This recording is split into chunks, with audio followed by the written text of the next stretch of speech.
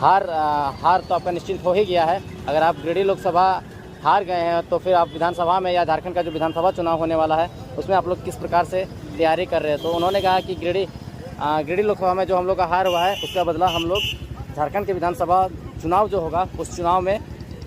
ये देखिए जयराम महतो मतगणना के बाद में बाहर निकल करके अपने स्कॉर्पियो में चढ़ करके अपने आवास की ओर निकलते हुए। टाइगर जयराम महतो का लगभग 3,20,000 वोट आया है। मैंने टाइगर जयराम महतो से बात किया तो वो कहें कि मैं गिरिडीह लोकसभा की जनता का ऋणी हूँ और गिरिडीह लोकसभा की जो भी जनता है उसके लिए मैं आभार व्यक्त करता हूँ। जो वोट आया है 21st सेंचुरी में इस प्रकार का मुझे अगर वोट मिल गया है, इतने कम समय में इतना ज़्यादा वोट मिल गया, इतने बड़े बड़े पार्टियों से टकराए, कांग्रेस जैसे पार्टी, बीजेपी जैसे पार्टियों से टकरा करके अगर हम इतना सारा वोट लाए हैं और झारखंडियत मुद्दों पे बात करके इतना सारा वोट लाए हैं, तो अगर लंबा समय मिल जाता या बूथ लेवल पे अच्छे कार्य करता रहता तो आज का तस्वीर कुछ अलग ही रहता है। हालांकि जयराम महतो ने अपनी हार स्वीकार कर ली है और स्वीकार करने के बाद में चुपचाप से अपना जो भी मतगणना स्थल था बोकारो में सब्जी मंडी जो भी है बाजार समिति के पास में, वहाँ से निकल करके चुपचाप अपने स्कॉर्पियो में बैठे और बैठ करके निकले। देख सकते हैं किस प्रकार से इनके स्कॉर्पियो में आगे पीछे चाहने वाले लोग भी इनसे फ़ोटो खिंचवाने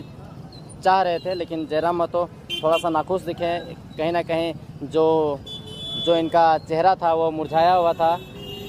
लेकिन वो एक बात कह के गए हैं, जब मैंने पूछा कि आप गिरिडीह लोकसभा का हार तो आपका निश्चित हो ही गया है। अगर आप गिरिडीह लोकसभा हार गए हैं तो फिर आप विधानसभा में या झारखंड का जो विधानसभा चुनाव होने वाला है उसमें आप लोग किस प्रकार से तैयारी कर रहे हैं। तो उन्होंने कहा कि गिरिडीह लोकसभा में जो हम लोग का हार हुआ है उसका बदला हम लोग झारखंड के विधानसभा चुनाव जो होगा उस चुनाव में लड़ करके लेंगे। और देखिए इस प्रकार से जयराम महतो जा रहे हैं, इनका जो है स्कॉर्पियो निकल चुका है और इधर देखिए इनके प्रशंसक जो है, इनके चाहने वाले जो है इनसे मिल भी रहे थे, सेल्फी फ़ोटो भी ले रहे थे। लेकिन ये दौर ज़्यादा देर चला नहीं। उसके बाद जयराम महतो अपने घर की ओर निष्कासित हुए और इसके कुछ ही क्षणों के बाद में मोतीलाल महतो जो JVKS के वरीय उपाध्यक्ष है वो पहुंचते हैं और यहाँ पे कुछ घटना घट गया था और घटना में जो भी घायल हुए उनको अस्पताल पहुंचाया गया।